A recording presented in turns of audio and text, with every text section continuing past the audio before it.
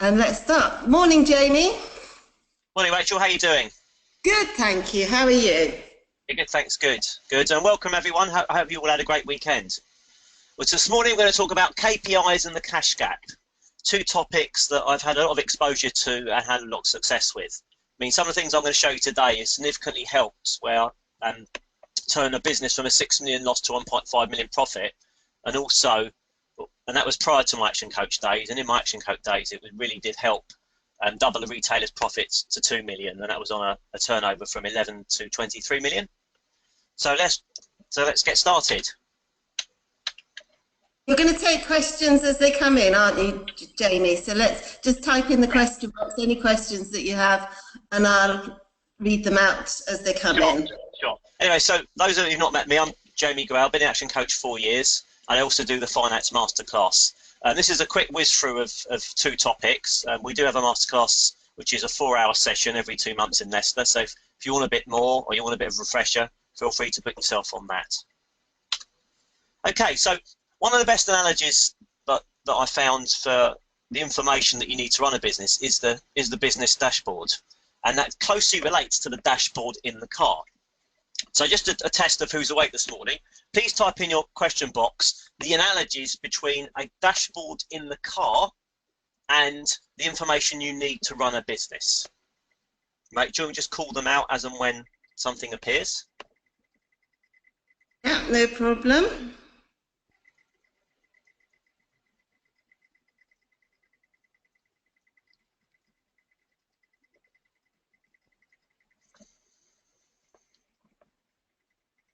So we've got one straight in. Excellent. Just a second. Running out of fuel, running out of money. From Steve Gaskell. Thank you, Steve. Very good. Any others? How fast are you going? Chris Wareham. Direction. Kitchen fuel. Mark Perry.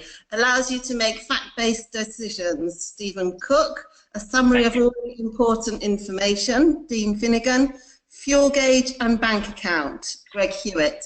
Fuel in the car is cash in the business, Steve Saunders. Exactly the same concept, the vital information you need to see to ensure you're in control, John McHale. You can see how much fuel you have, aka cash in the bank, Mark Thackeray. Performance, James Aiken-Smith. Cash equals fuel, Sanjeev Dodia.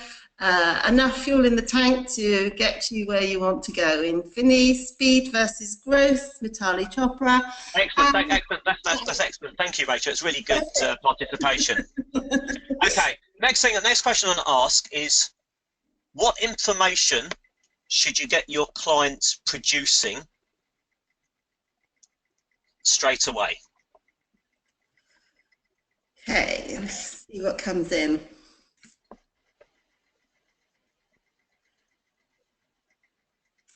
Straight off, we've got P&L from Jonathan Keeble, cash flow forecast, number of leads, cash flow forecast ASAP, David Haynes, creditors, debtors, Greg Hewitt, P&L and cash flow forecast, Mark Perry, margins, cash flow, Kathy Bassett. Okay, thank you very much. All very, very good answers. In my experience, it does vary, but the absolute thing to really look at first would be a cash flow forecast. And the next thing would be some sort of KPIs, but they would vary depending on what's important and what the client can easily obtain. To me, that's the sweet spot, easily obtain what's important, just to get them in the flow of producing some numbers. If there's not something they're used to. And I found that by doing that, you can get some quick wins really early. So what I'm going to do, I found the best way to illustrate KPIs is actually take you to a real dashboard, one that has actually worked and produced great results. So I'm going to share with you one. This is the one that helped turn a 6 million loss to 1.5 million profit, which is prior to my Action Coach career. And in order to get the best out of it, I want you to imagine that you are the director of Online Marketing Limited. Now this business, they sell online business directories. They were a competitor of ThompsonLocal.com. They also sold subscriptions based websites and SEO packages. So we're going to go through this dashboard, and I want you to call out any observations or any questions you have for the directors that relate to numbers that you're seeing. So we're just going to show you the dashboard of Online Marketing Limited. Okay, so here it is. So firstly, under the heading of financial, people just type in the comments box what's happening and the questions they'd ask around the business to find out why.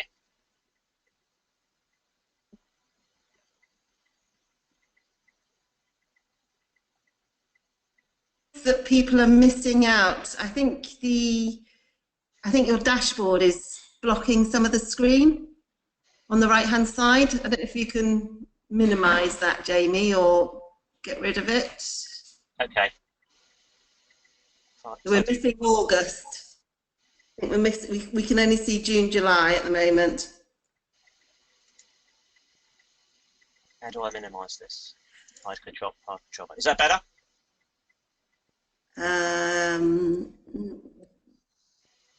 We can see a bit of August. Is that better? No, it's still blanked out. So we can see August. We can see June, July, August now.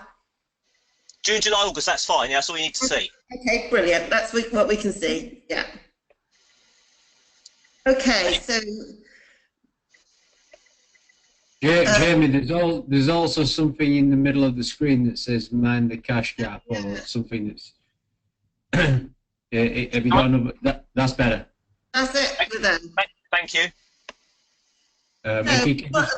If you move the navigation pane away from the screen that's showing, it should highlight it all for us.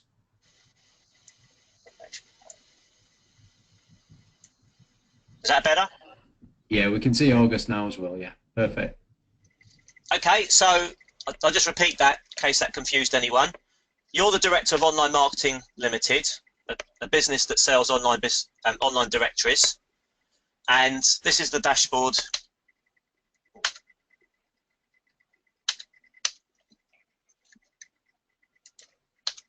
Sorry. So this is the dashboard that you're presented with. And I want you to look at the financial heading first and make some comments on the financial heading.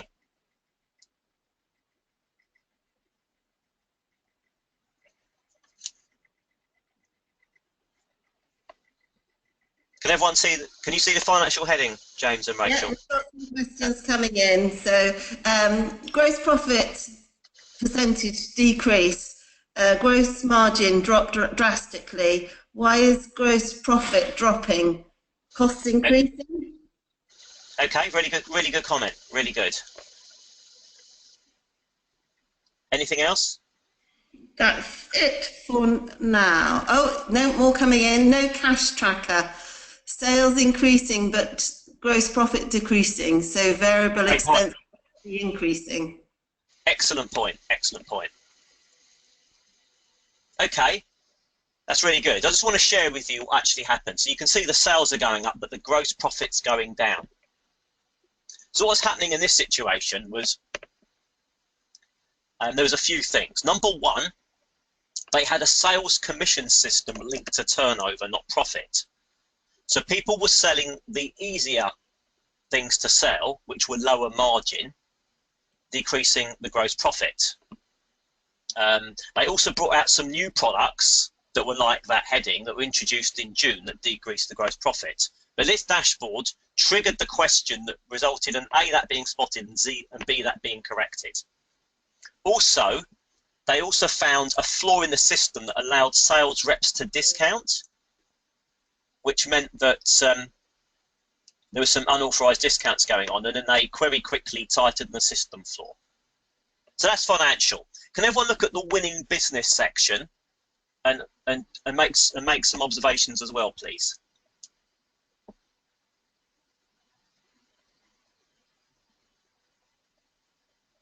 I'll read them out when they come in. Okay, so Jonathan Keeble, no new business.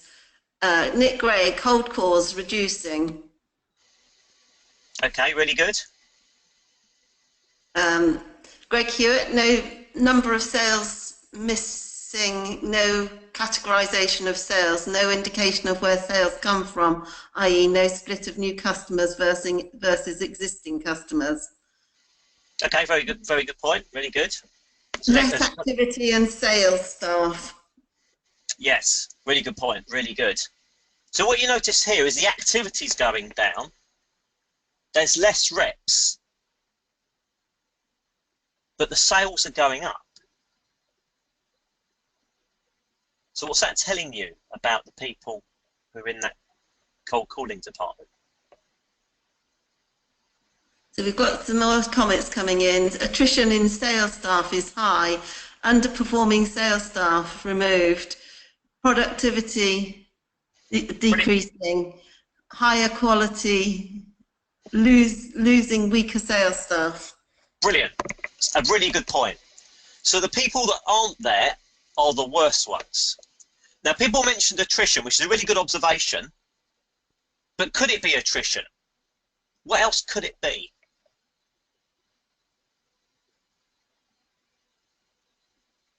So, just waiting for, here we go, sacking. Okay, could be that. Anything else?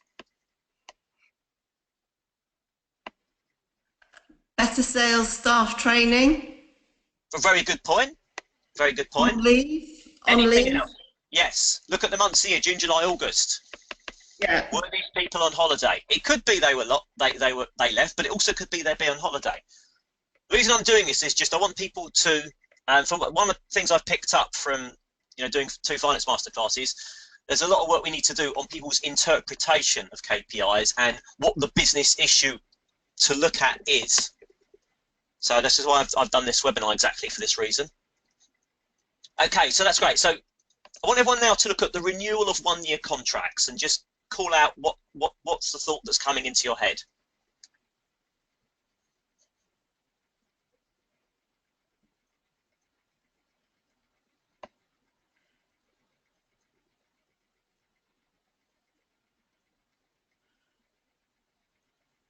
Nothing coming in at the moment. I'm sure there may be a delay.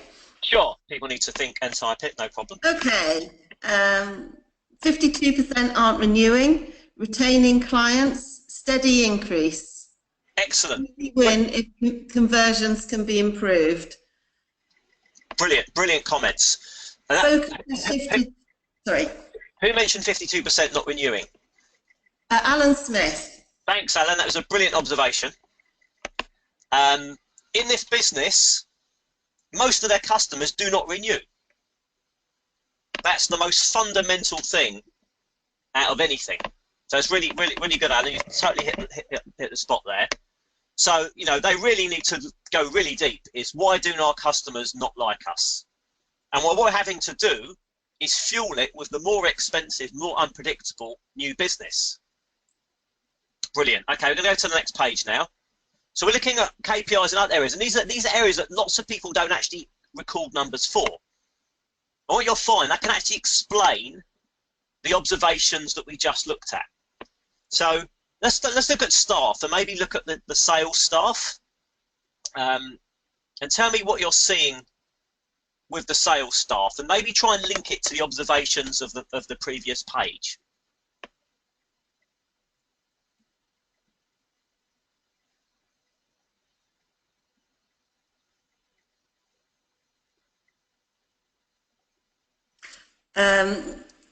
Losing worse staff, bad staff leaving. Excellent. So yeah, on the previous page, we either thought they're on holiday or they're going, but this says actually that those bad sales staff have gone. But without this data, you wouldn't have known. And just look at the impact of those bad staff going on the other staff under the staff satisfaction survey heading, and just tell me what that's telling you.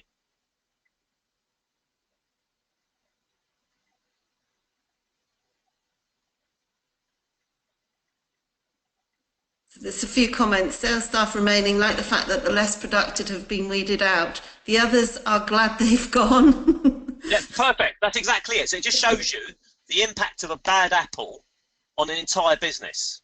And this business was a 300-man business, so it just showed you, and we know all of our teachings say that, but sometimes you need these numbers to really get the director buy-in of actually what's going on. And there's a lot of resistance to people firing people, and this will show you what the cost is, and once they do it, what the benefit is to, you know, all of their customers and all of their staff. Excellent. Some observations on customer service, please, and also link it to what you've learned from everywhere else.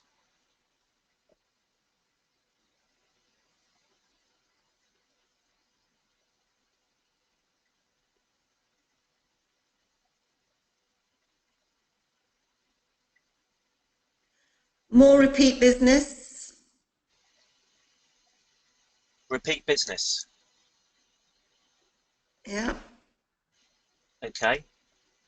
Not sure where that is. Just under the customer. Less complaints. They are getting better at customer service. Improved Brilliant. performance and fewer complaints. More time spent on the phone with customers. More efficient. Less complaints. Better staff. Less complaints, therefore better satisfaction. Number of complaints reducing. Having better conversations. Excellent. That's brilliant. So what's happening here is there was a couple of bad sales staff. We got rid of them. The sales went up. The rest of the staff were happy, and the customers are happier. And what can happen with customer service when you're looking at the calls? Now the calls are going up.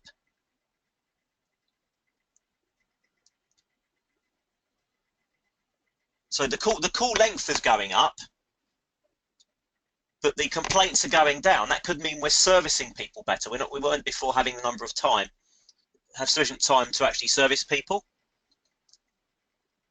There's less missed calls, which again makes things better, and we're also responding to emails quicker. And it could be that because there's less complaints, because of these bad reps have gone, there's more time to respond to the emails. Or it could be they just hired loads of staff. Anything else on customer service and how it links in with the rest of the information we've looked at?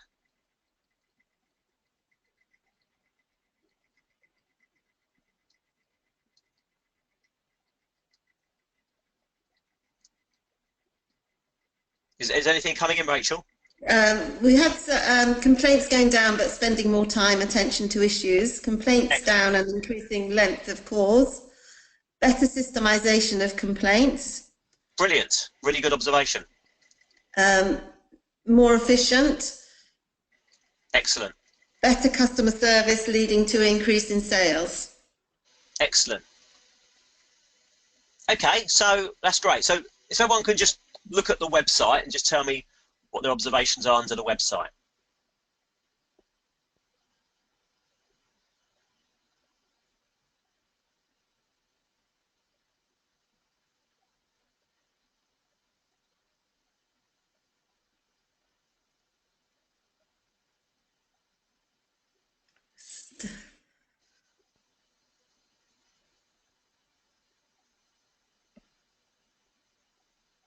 More visitors viewing more pages. Excellent. Website must have improved. Less time on the site, but seeing more information. Brilliant. Brilliant observation. Why are they spending less time? Chris Wareham's asked. Great question. Reduce time on viewing despite more clicks. More hits, less time viewed, but more pages viewed. Basically, to answer Chris's question, they changed the functionality of the site, and it meant that it got people to go to more pages. And part of it, they introduced an offer that was quite quick to either claim or not claim. So it was a really good observation and a good question to get further information. Okay, so just to clarify, obviously you would not, unless the client was really sophisticated and really good with numbers and understood it, you would not start this dashboard on day one. You'd maybe start with the financial side. So maybe get people started on just those three and just get them talking. And one of the reasons I've been asking these questions is almost to replicate what I do with some clients to get them really thinking about what the numbers mean and what they can do about them, and they can solve their own problems. And there's been lots of great wins very quickly, just getting clients just to use numbers and to think about the business issues really quickly, and to get their staff doing it as well. So you might start with 3, go for a couple of sessions, see how they're going. Are they collecting the numbers well? Do you need to help them with collecting the numbers? Then add a few more and ask them, I mean, which ones they believe should be added. And the best dashboard is the one that the client generates rather than you having to spoon feed. So, you know, and if they come up with something that's maybe not that you don't agree with, let them go with it and let them add it and then take it away 3 weeks later. So that's what I found. If the client really owns the dashboard, really gets into it, but just do a bit of time and always got to judge, are these numbers coming through, and also get an assessment of the accuracy and also how long it's taking the client to take. If it's something that's not that accurate and taking a few days, that could just be a disaster. So that's why I start with maybe 2 or 3 and just assess how that's going. Any more questions on KPI dashboards? Peter Keith has asked, is the 0.2 minutes on site statistically significant? 0.2 minutes on the increase. Yeah. It can be. I think it depends on the website. Now, if you've got e-commerce, that might be significant, because I think Amazon have found that, you know, an extra second can actually kill lots of people from buying. So it can be if it's an e-commerce site. If it's a site that's used for due diligence, as in maybe the Action Coach individual coach sites, it may not be significant. But great question. Any other questions on KPI dashboards, or any other challenges people have got with KPI dashboards they want to use the opportunity to get answered? If you want to just type in the question box now and we can get this.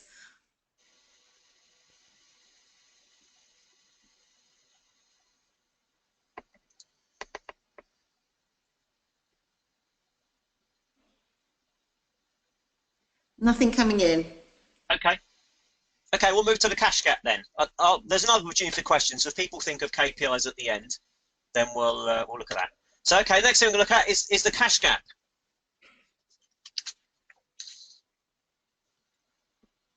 Top level overview of the cash gap. So basically, the cash gap is, we'll just see if anyone can tell me the definition of what the cash gap is. Okay, let's see what comes into the question box.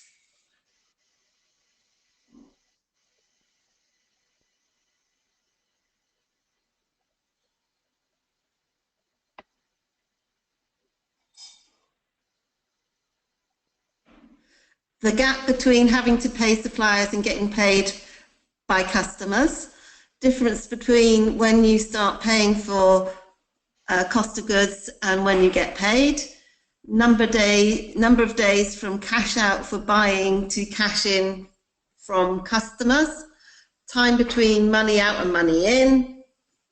Excellent. Yeah, I think people are all over it. So effectively, there's 3 variables here. There's probably actually a 4th. Number 1 is just controlling your cash flow anyway, so you'll know what's going on. But then specifically, you've got the cash effect of inventory or stock. When it arrives, when it goes, how long it's there for.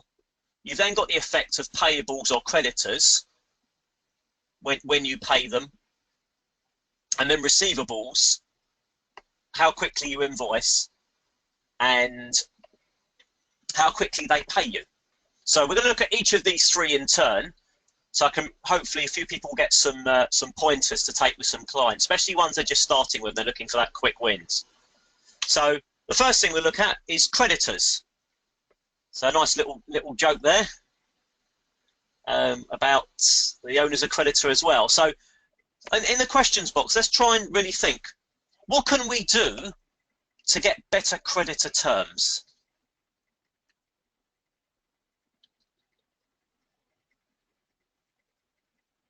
Ask. Yeah. So basically, I think the person is saying, could you pay me later? But generally, when you're having that kind of conversation, wouldn't the creditor resist and need something else if they've gone from a maybe 30 days and you're asking for 60 days. So we've got negotiate, do volume deals for terms. excellent. Yeah, excellent. Yeah.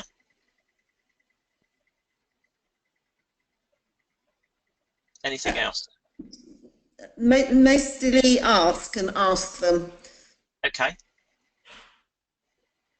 I'll just give a few more minutes just because people are Hold typing. stock, pay as you go. Sorry? Hold stock, pay as you go, Chris Warham. Okay, hold stock and pay as you go. So that's consignment. Okay, yeah. So Consignment stock. Yeah, then that can work really well. If you've got someone who's new, who has an untested product, that's something that they'd accept that. So it means that they're taking the cash risk, not you. So great point, Chris. James Aiken Smith asked if we can go back to the last slide, please. There you go, one? James. Let us know when you're done, James. The slides will be part of the download pack, so I will download this webinar and the slides, so you get them at the end. Yes. He's done. You done? Great. Any others? Stage payments, Chris Warham's put. Okay.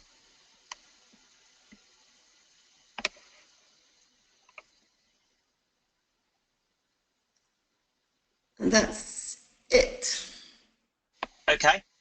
So this is what I've got here. Now, the first thing to do is actually record and review the payment dates by suppliers, because what can happen is you've got people in accounts departments and you've got various levels of authority, and you'll find that there'll be certain things that aren't looked at are being paid quicker than you absolutely need. So the first thing is to record and review and make sure you've got data that when you're looking at the purchase ledger clerk or the owner, if he's the person paying, you're really looking at who he's paying and how quickly he's paying to make sure that, you know, is there any money that should be in our bank account that's actually going to theirs too quickly, using interest and also losing opportunities. So first thing, record and review. The second thing about longer payment periods. Now, if you're a growing business and you're buying more, then you can turn around and you'll be in a really good position to say, okay, last year I spent 100,000 with you. This year I'm spending 200,000 with you. I want to have a chat, you know, and you could find the path of least resistance for that supply. It might be that the 30-day terms to 60 days is something that can be agreed quicker, or it could be that you look at a lower unit cost. But still, something to look at. I mean, you've seen it a lot with, you know, people like Tesco's. They've got supplies on 90 to 120 days. The other thing is, if they're not really willing to do the payment terms and they're not really willing to do unit costs, you can get some free products. It might be that for every 10,000 units you spend, they'll give you 500 for free. Again, it's just finding the path of resistance to that particular strategy with that particular creditor, and it might be different for each creditor. The next thing that I've seen and worked really well, I work with a golf retail chain, and they actually got their suppliers to pay for their shop fittings. So as opposed to giving them additional discounts, they got them to pay for shop fittings, knowing that they're buying almost presence in the particular shop and their logo in a great place, and the ones that were near the front of the shops sold for more than the ones at the back of the shop. So that's something else. If you're in retail and you've got a sizable volume, you can get creditors to pay for the shop fittings that house their particular products. So those are the ones that I've seen get real results with clients. Happy to listen to any more though. So any more questions on how to get better terms from your creditors?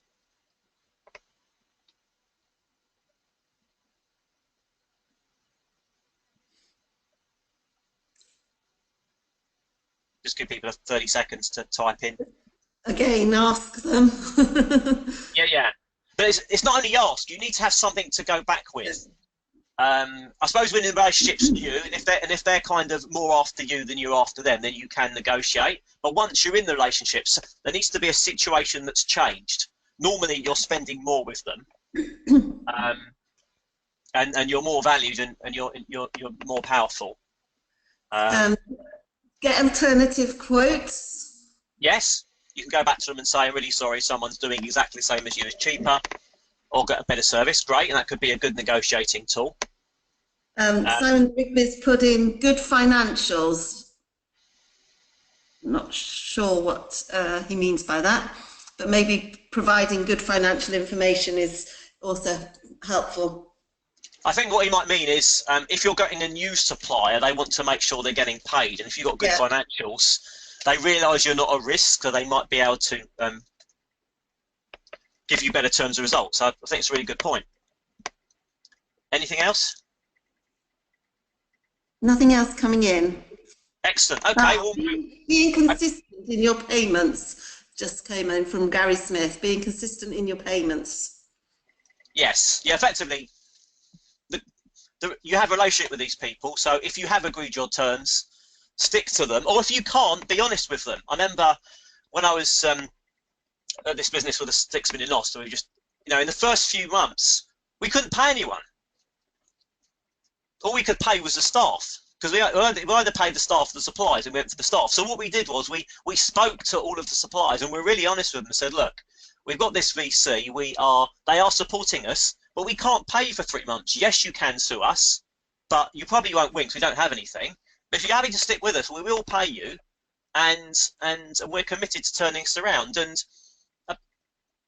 about 80% of suppliers stuck with us, 20% took the payment terms and then didn't want to do us anymore. But it worked because we were honest, and we were always honest when we could and can't pay. And if we said we're going to pay on the 19th, we couldn't. We always called them on the 15th or the week before to say, really sorry, but we can't pay for this reason. So open and honest communication is vital. And if you see anyone that's got issues with creditors or situations where the relationship's gone down, first thing I'd start with is, are you communicating by email only, or do you have phone call or face-to-face meetings to keep the relationship strong? And if they've got issues with relationship, that's where you bring in all these other things, and even bring in things like DISC if there's certain people that not got rapport with. So it's all relevant. I think as much as you've got this, it's all to do with how strong the relationship is. And if anyone wants a great book on negotiation, there's one called Never Split the Difference by Chris Voss, which is brilliant. I think it's great, and a lot of my clients have really gained from it. It's really helped them with negotiations with whoever they're dealing with, selling or creditors or even debtors that aren't paying as well. Okay, nothing more for creditors, Rachel? Review with them what you can do to make their life easier for additional benefit. Okay, really good. So yeah, starting really broad at the top, and it might be that, can you take stock a bit quicker, or I'll give you 60 turns, but can you maybe give me 10% of it at the beginning and just 90% after 60 days? So there might be a few variables there. So yeah, great. Anything else? That's it. Okay, so we're going to move on to better stock holding. And for anyone that can't read the caption says, pointing and it won't help, the computer shows none in stock. Okay, so how can we be better with our stock holding? Questions for all of the listeners. Okay, let's see what comes in. Measure stock turn per item. Excellent. Who is that? Andrew Cousins. Well done, Andrew. Your accounting background is coming back. Do it monthly, John McHale. Excellent. Good stock control system. Record usage and lead times. Excellent, yeah, all good stuff. Regular perpetual inventory. Stock on supply and demand basis. Adopt just-in-time approach. Have low reorder limits. Regular stock taking. Know your inventory and know your stock turn and profit margin. Excellent, all good stuff. Calculate free stock, again from Andrew Cousins. Aging stock. Know what's in stock. a Kanban system, John McKay. Excellent. So, sell off slow-moving stock, accurate records, minimise stock holding, on it order, only order when you need it, get rid of slow-moving stock, and Excellent. stock checks. Excellent. Okay, so let's just look at what I've got here. Now, the first thing is to record it. And someone talking about stock turnover. Now, stock turnover, for those that know, is effectively the number of times in a year the same line is sold. So effectively, if the same item arrives and is sold 4 times, then that stock turnover is 4. You can also work out the number of days, as in how long on average it sits there before being sold. And that shows you how quick things are, because when stock is there for a long time, it's occupying space, stopping something else being there. The more it's there, there's a higher risk of it being damaged, which will mean that you can't sell it for a good margin. If it's bulky items, again, it occupies space, which also means you need to insure it. And also there can be lots of labour time from the people you employ that needs to move it around. And also if it's bulky, that could be costly. So stock sitting there for too long really does cost you money and really does drain cash. And it's not something that you can easily spot in the P&L unless it's written down. So first thing is record it, and record it by department. So i.e., you know, if you're a retailer, you might have a department called cold food, you might have a department called the bakery. So you want to see generally which areas are turning over quickly or slowly. Compare it to maybe this time last year, because with seasonality, you want to know if you're getting better or worse. Also, maybe look to last month. If you're on a growth phase, you want to see, are you getting better or worse, especially if you've introduced something. Like, there's a retailer I work with, and we had some issues with wastage, and we really looked at this to see that they were letting food go bad too quickly, so they had to throw a lot away. So they did a few things. Number one was have more checks on the dating, and also the price reduction of the things that was about to go off in 2 days was reduced further by half. And what we found is doing that and putting it near the front of the shop, meaning it was spotted more, means it was sold more, and what they threw out was significantly lower. So recording it and tracking each department just to see if things are getting better or worse is really good. Forecasting future holding. So if you're looking, there's a link between what you buy and what you sell, and you want to just look at your future holding, especially when you're talking to suppliers, and you might have some new suppliers. So you want to know, sure, what can you invest in, and what's going to be there for a long time, or what's going to be there for a short time. And the more you plan in the future, the better controlled you're on, and you'll have less issues with damaged stock and having a lack of space and having to. I've seen clients that had to. One of the reasons they needed so much space and paying extra rent was they weren't controlling their stock properly. So, you know, you can save on rent costs by really looking at this. Let's slow moving lines, knowing what they are, what can you do about them? If there's something not moving, maybe discount it, put it near the front, let your sales reps know that this is a particular line you want them to push, and give them an incentive on their commission for it. Consider less lines. If something's really not being there for a while, maybe not stock it. If you give people too much choice, it can add to confusion, but also cost you lots of money. If there's less choice, some people will go with what's there. You can have this with restaurants that have massive menus. It costs them a lot, and sometimes by reducing the menu, you won't, you know, your sales won't go down, and it means that the clients will just pick. They're there. They'll take what's there. And another one, supply sending direct to customer, means you don't have to hold anything at all. So you just deal with the customer relationship and all of the issues. And again, mentioned it before about customer incentives on slow moving lines. You can do that direct.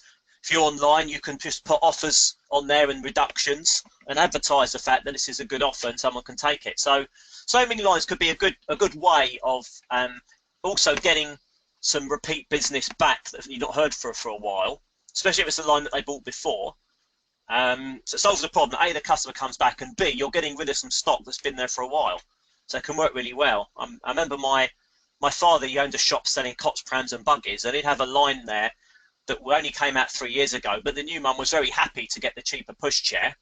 And the reason it was discounted. It was an old model, and they were going to not get as many accessories for it in the future.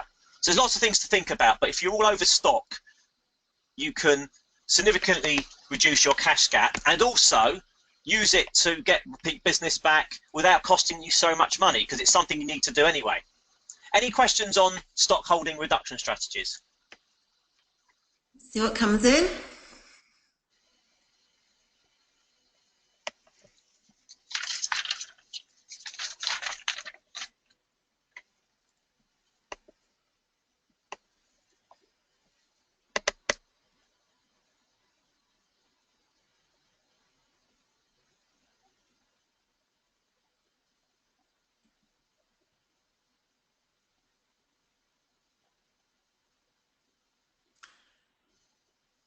Nothing coming in at the moment.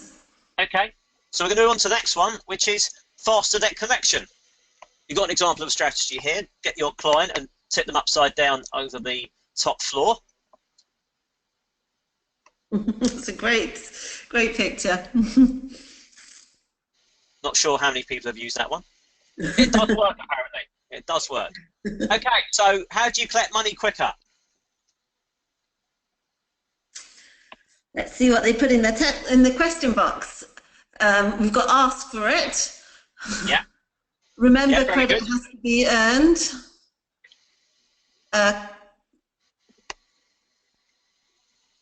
Agree terms, reminders and automated system. Systemize the reminder. Incentivize early payment. Follow-up reminders. Age ranking of debt and focus on high priorities, bigger debts.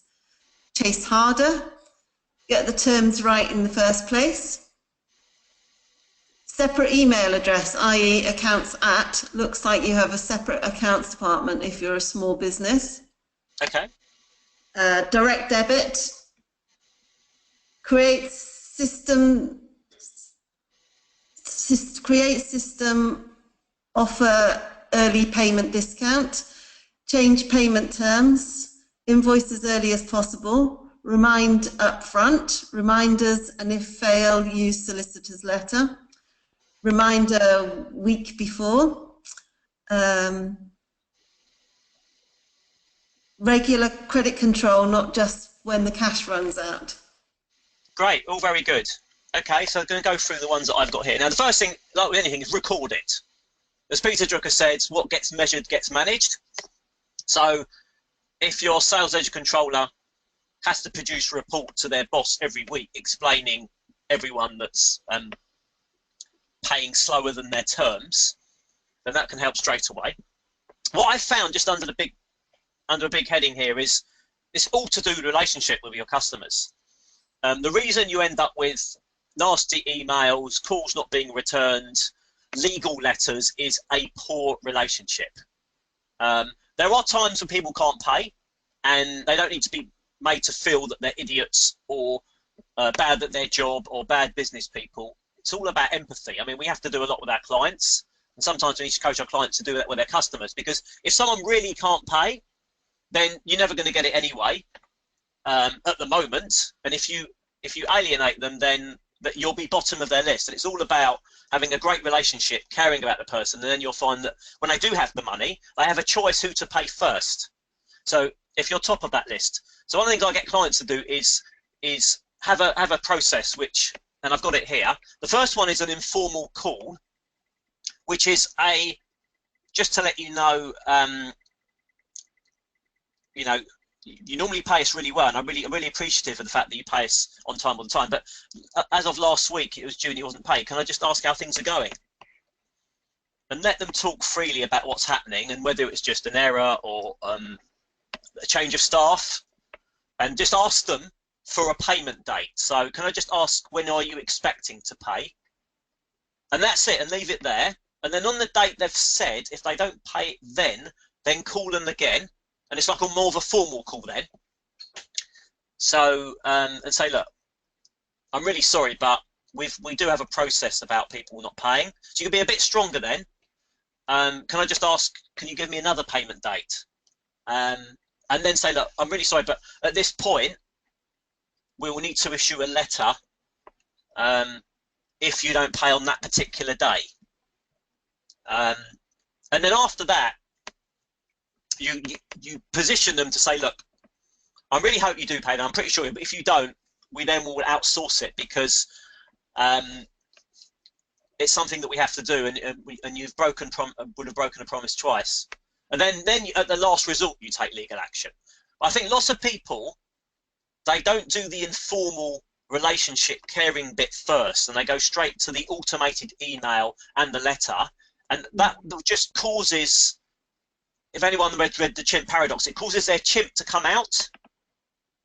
So people are creating time for the customer and the people because they're not being good with their relationships. And I find that's probably the biggest learning I have at debt collection. If you treat people well and show you care about them, they'll pay you quicker when they have a choice of who to pay if they don't have funds to pay everyone.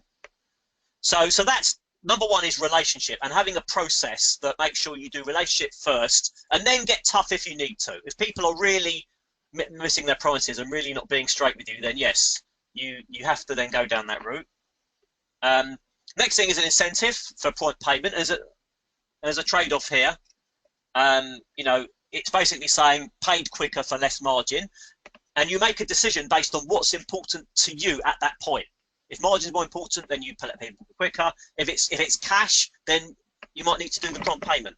The other thing is that's the towards incentive. There's now an away from incentive, the one that is the stick, which is the interest on the outstanding debt. You basically every contract you sign with your customers, you say, you know, if you don't pay, there's 2% per month, and that can be a trigger as well. But I found the biggest one is the relationship. Great relationship, people will talk openly for you, and they'll follow through what they say, even when it's difficult and slightly embarrassing. Any more questions on collecting money quicker? Let's see what comes in.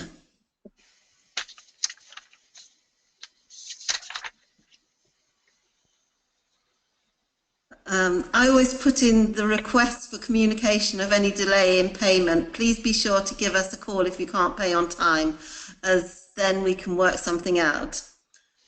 Okay, excellent. You are legally entitled to charge interest on late payments, even without that as an agreed term. Great point.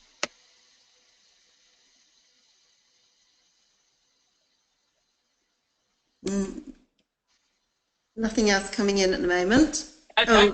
What is the ideal terms for payment? From Steve Saunders. Okay, most people do 30 days. That's the pretty standard industry for most industries.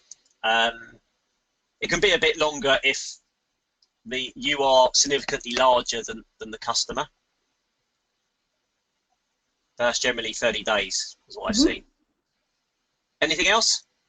Rob Pickering, email in advance of payment due date as a polite reminder. Yeah, that can work really well.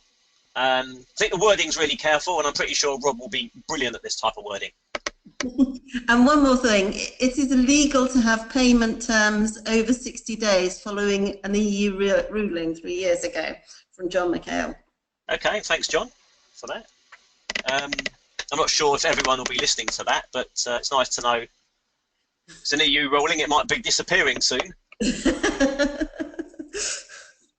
Okay, so what we're going to do now is looking at combining them all, because they're not standalone, and I think I've referred to it in the section. Now, if you've got a client that is growing, and as a result they are growing their supplier, then if they're not getting better payment terms from the supplier, they should be getting either a low unit price or a stock reduction if it's a supplier, or having additional stock holding if it's a customer.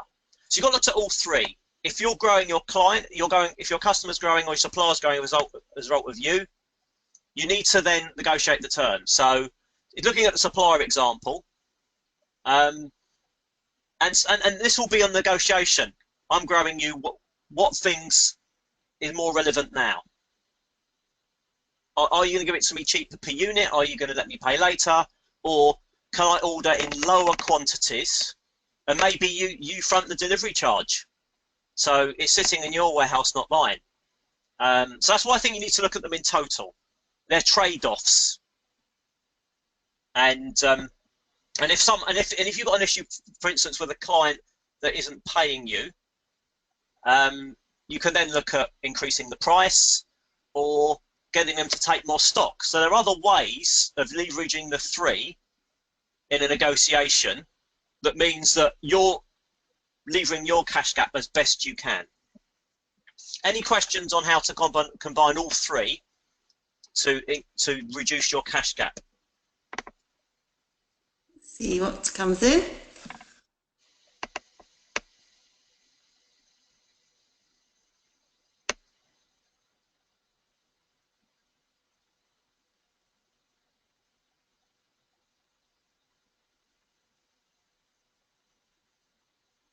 Nothing coming in, Jamie? Okay, so now I'm going to go to overall questions. So anything on KPIs, cash gap, any other type of financial mastery question?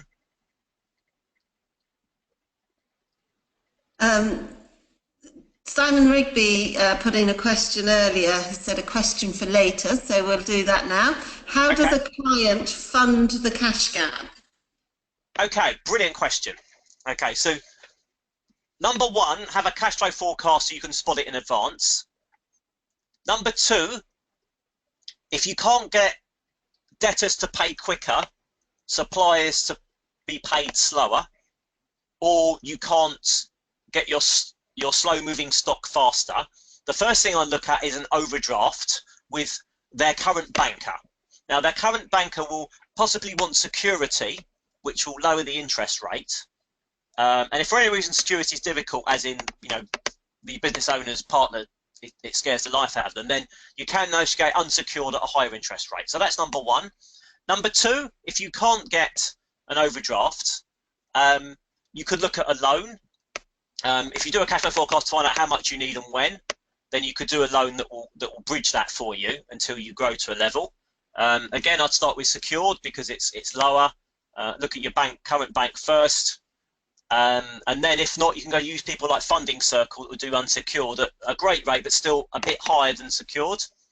Some people go to factoring, which basically means that when you get an invoice, you can sell it to a factoring company who will pay you a percentage of it, normally 80% straight away, but in return for an incredibly high cost, like 2% a month.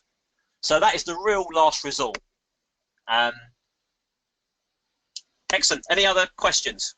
Rob Pickering do you have any good examples of dashboards that he could show clients? He says he's often asked, and yet all the examples he has are all confidential to real clients. Okay, this one he can show because I've changed the company name and all the numbers. Okay, so he can show this one. Yeah. Great. John McHale, if you had to have only 3 to 5 KPIs for a business to start understanding their financials, which ones would you suggest? Okay, so you start with sales. I then look at gross profit. And then from what you would have gained at the diag and the alignment, the other two come from that. And it'll be different in every business. So what is the big issue that is really slowing them down? If it's a staff issue, then you might have the staff satisfaction or attrition KPIs as your next one. If it's to do with cash flow, I'd look at make sure that they have a cash flow forecast as opposed to having another KPI. So it depends, but that's the approach I'd use. And use the approach of most important and easiest to collect as your criteria. Next question. Okay, that's it for now. Let's see if anybody else has got some last questions. I think you've done a really good, thorough job, Jamie. Okay.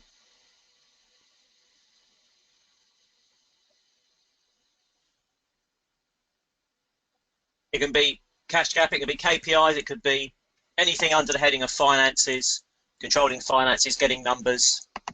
I've actually got a question.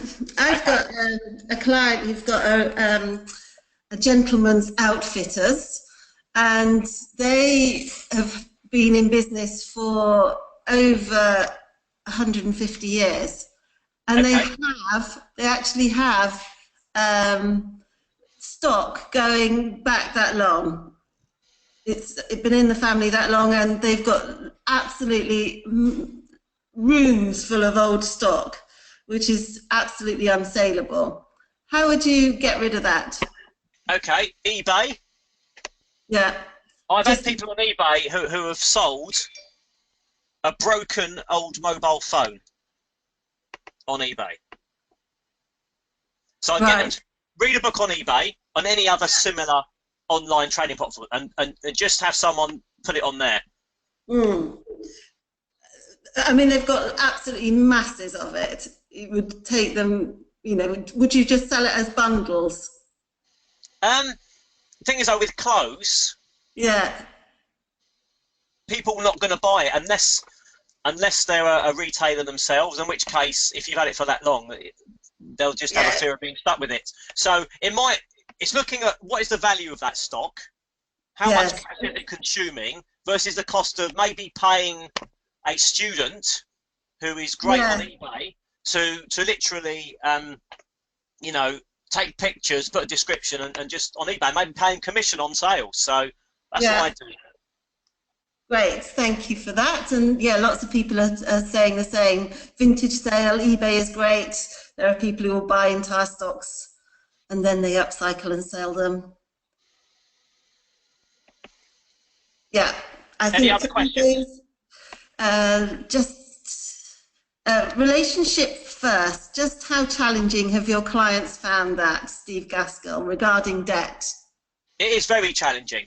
It's extremely, and that's why I get them to also read some books. I mean, there's a really good book called Crucial Conversations, which is an audio and paperback by one of the authors called Patterson.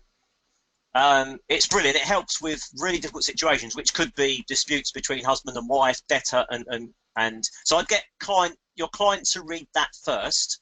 It will help them empathise from the customer's point of view, and then just coach them on, are they actually, A, did they read it, and B, are they using that techniques? I mean, loads of clients have really had lots of help from that book.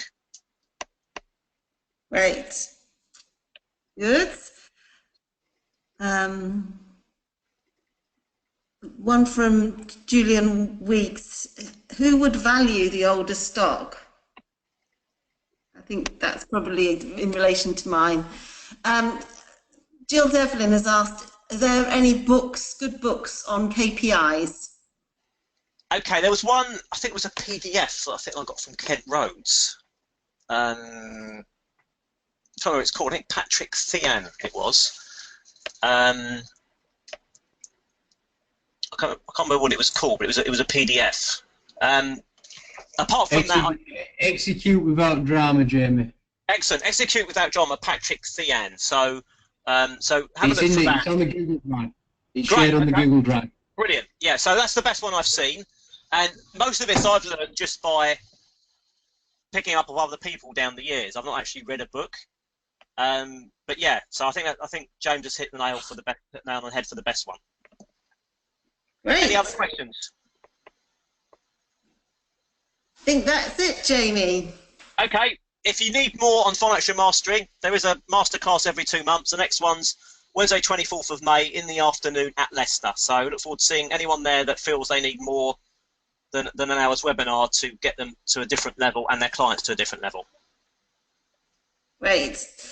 Thank you very much, Jamie. Really great webinar. A lot of material covered this morning and a lot of great interaction by everybody. So thank you very much for your time this morning, and I hope everybody has a great week. Likewise, thank you very much for your participation. See you at BEF. Thanks, Jamie. Okay, bye. Bye.